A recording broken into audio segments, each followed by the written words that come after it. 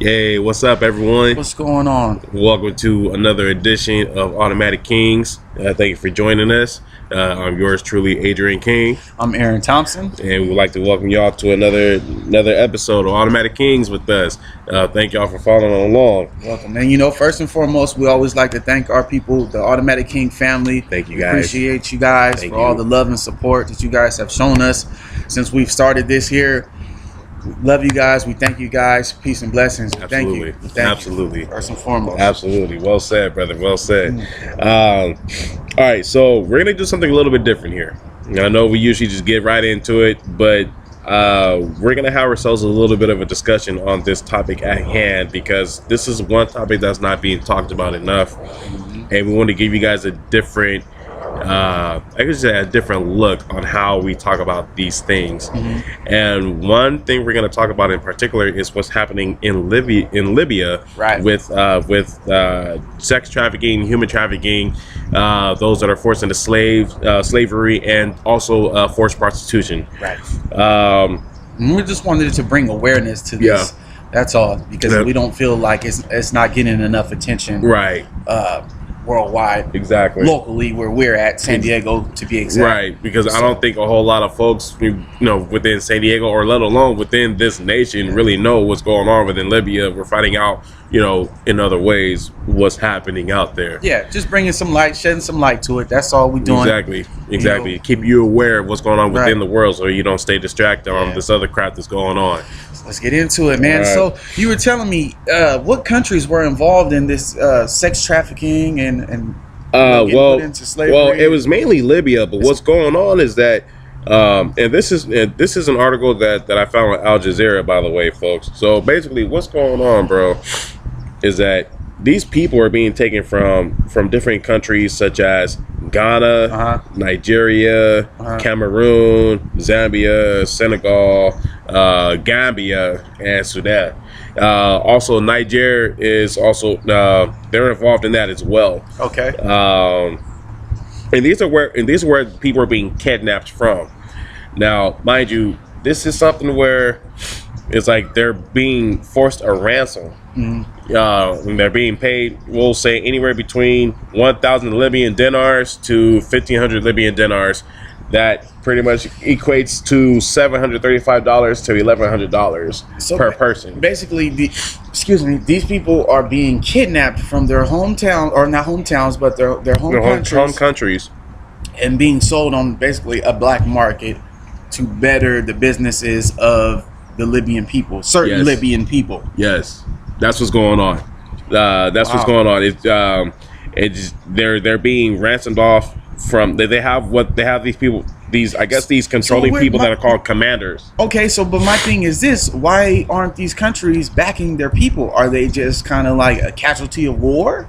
I mean, are they just like we really don't care? I mean, it's just a few people. We got enough more here in our own country. All right, so this is what I found. Good thing you asked about that. Now, because of the fact this is happening in Libya, you're saying that this all basically increased big time since after Gaddafi had fallen.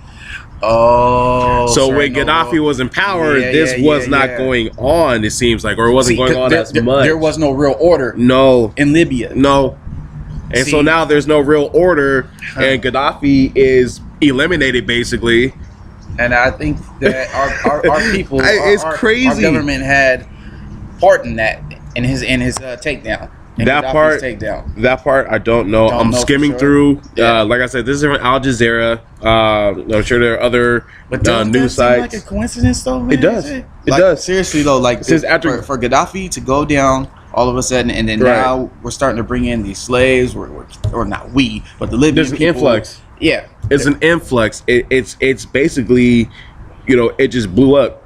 Basically, it blew up. It just started happening more. I don't know, man. Because it's like, well, the U.S. it's just a matter of time for us to get involved. Yeah, I mean, you don't think that's a coincidence? Gaddafi goes down, and then all of a sudden, they're stealing people from other countries. Right. And mind you, these are men and women. Men and women, possibly children too. Yes. I would not put it past and being them. sold on a black market. Yes. So therefore, U.S. is going to look at that and say, I don't like what's going on over there. And then what does that cause? That causes us to go into somebody else's home country to try to save some people. Exactly. When turns into a war. Yeah, it's gonna just get demolishes the country. Yeah. I don't know. I'm just saying. I don't know. All right, now check this out. All right, so I'm gonna read a part here from this article. Mm-hmm. Mind you, like I said, it's from Al Jazeera. It says here that the International Organization for Migration said on Tuesday that it had an interview with migrants from West African countries who recounted being traded in garages and car parks in Saba. Saba is one of the towns in Libya, and this is one of the main towns where they're organizing from. And the IOM said that it had spoken to one Senegalese migrant who was held in a private house in Saba along with some 100 others, could be more. They were beaten up and forced to call their families to arrange money for their release. The unnamed migrant was then bought by another Libyan who set a new price for his release. Sounds like ransom. That's what it is. It's ransom. So basically, these people are being forced into slavery and prostitution through ransom. Yeah, hell, that ransom. And so, in other words, you can only be granted freedom if your families were to pay up money for your release, for your freedom, for you to be free of human trafficking, sex trafficking, and prostitution. Yeah, you're kidnapped from your home and then sold back. Yeah, if they want you. Yeah, that's basically what's happening with that. You know, let's see here. It says here, Libya is the main gateway for people attempting to reach Europe by sea, with more than 150,000 people making the deadly crossing in each of the past 3 years. I mean, do you feel that we should go in there? I'm asking you, do you think that the U.S. should step foot and put I would say, well, boots on the ground? There's, I'm gonna give two different answers. Yes. I'm gonna give two different answers. All right. One answer would be, for the sake of humanity, yes. Yeah. Okay. We go in there. Right. We save these people. We take these evil bastards down. Yeah. We grant freedom to these people, and we make sure that they get back to their family safely where they belong. Of course. The other part to me says no. Hold on. And the reason why I say that is because, I think about a lot of different events that have occurred where we stepped in, as in the U.S., we stepped in and we just did not handle things the right way. Exactly. I think about what happened with Kosovo, how we didn't handle that too well, even though it was still somewhat of a success. It was still like, what the hell happened? Afghanistan shouldn't have been there. Iraq shouldn't have been there. Iraq again shouldn't have been there. Afghanistan again shouldn't have been there. Libya shouldn't have been there. Anywhere within North Africa or anywhere within Africa we shouldn't have been. I agree. Anywhere where that there's going to be some sort of high tension and war is pretty much imminent. Right. No, like hell no, we ain't going up in there. But like I said, in order to help these people and find out what's going on, if there is a strategy that the U.S. had to go in there, to do things right, it was like, okay, this is what we're gonna do. We're gonna do this, that, and the other, instead of if Agent Orange would be like blow them all up, and then you end up killing innocent people in the process. Would be like, if you had to get physical with them, then I don't agree with that. If you can get at them in a non-physical fashion, like I say, go for it. If you could sit down and have talks, why not? Yeah, absolutely. Absolutely. I mean, and if they don't budge, then you take out the evil forces. Then that's just what it's going to lead to. I'm saying? Take out the forces that are. That's what it's going to come to. Yeah. That's what it's going to come to. I would say so too, man. It's a shame. I would say that, with everything that's going on within this world, bro. Right. That no one's really covering this, and not on a grand scale. I mean, we don't. Well, I'll say it like this: we don't know if internationally if this story is being told all over. Yeah. We don't know that because certain bits and pieces of news does not make it to the United States all the time. You know what though, AJ? I will say this. I think it's just kind of whatever we pick up on, we the people pick up on, and it becomes a trend. Yep. You know what I mean? Because first and foremost, God rest the souls of all the people who have lost their lives in Las Vegas with the shootings. Yep. H-Town with the floods, and Puerto Rico. Yep. Puerto Rico still ain't even got they still suffering. They have no electricity out there. And theirs will be part of our nation. Part of our nation. And they're not getting any help from our government. That's what I'm saying. It's a trend. It's a trendy thing, bro. It's whatever is popping and whatever is being talked about amongst the masses. Yeah. That's what's gonna get the light. Yep. Anything else is just whatever. It's just whatever. You know what I'm saying? You're right. I believe that's just how it goes, dude. Because even here on our home front in the U.S., we got shit that's going on here. I see a lot of people saying, "Pray for Libya, pray for." You know what? I told myself, I'm not going to do that anymore because I physically can't help them. Yes, they are in my heart, and I feel for every single individual that's out there and that's going through the bullshit. Yeah. I'm giving you guys straight, uncut. There's gonna be some cuss words today because you don't feel where I'm coming from. Yep. And I just believe that that's just the way it is. Like, I'm not going to sit up here and say I pray for this country or I pray for that country, because I had a talk the other day with one of my good friends, and he was telling me, he's like, some people even put it up on their Facebook, Instagram, or whatever. But did they really even pray? Did they really even pray? Did you pray? You know what I'm saying? Like, did you even? It was the first thing you did was click on Google, find something, slapped it on one of your social media sites, and said, "Boom, there it is." Because once again, it's the trendy thing to do. Everybody else is doing it. Yeah. So why not I join? Yeah, you're right though. That's the reason why I laugh at it, because it's like, dude, I just think about the reality of everything that we're facing, and people are so just blind to it, man. They are. And people are so blind to what's going on. People don't want to take the time to really pay attention to what's happening, because they're so stuck on what the TV and the YouTube and the Facebooks and the Twitters and the Instagrams telling them to pay attention to. You're feeding into that shit, the Snapchats and all that shit. Trending. Which, by the way, I heard that at the end of the year, Snapchat will no longer be Peace Snapchat. Anyway, oh, dang, that's what I heard. Okay, that's what I heard. Hey, throw that out there. Spoiler alert. But yeah, man. I mean, you just think people are just so blind to it all. They got their mind wrapped up around the trendy shit. Or they're so dumbed down. Yeah. To where they can only care about themselves within this matter.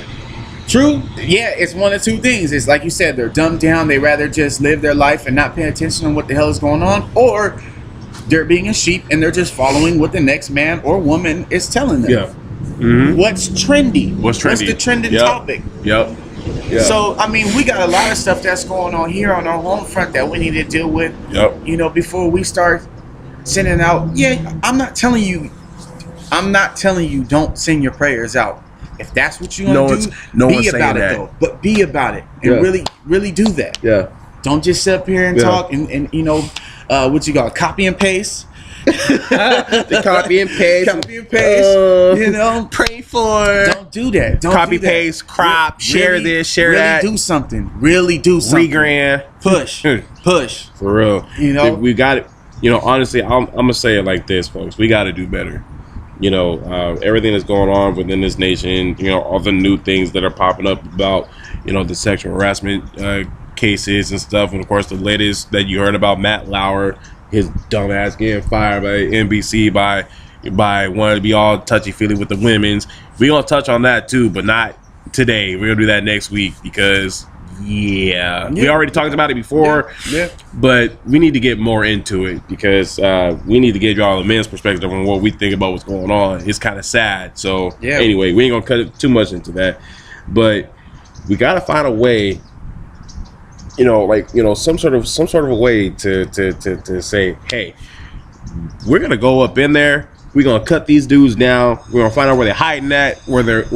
I mean, come on now. Like they used to have people going up in there to infiltrate, go undercover, and do all this stuff, man. You know, and infiltrate these evil forces. Yeah. Pretending that they're gonna be a part of that, and to hopefully blow that case and be like, all right, we got them. Yeah. There used to be folks that did shit like that. What happened?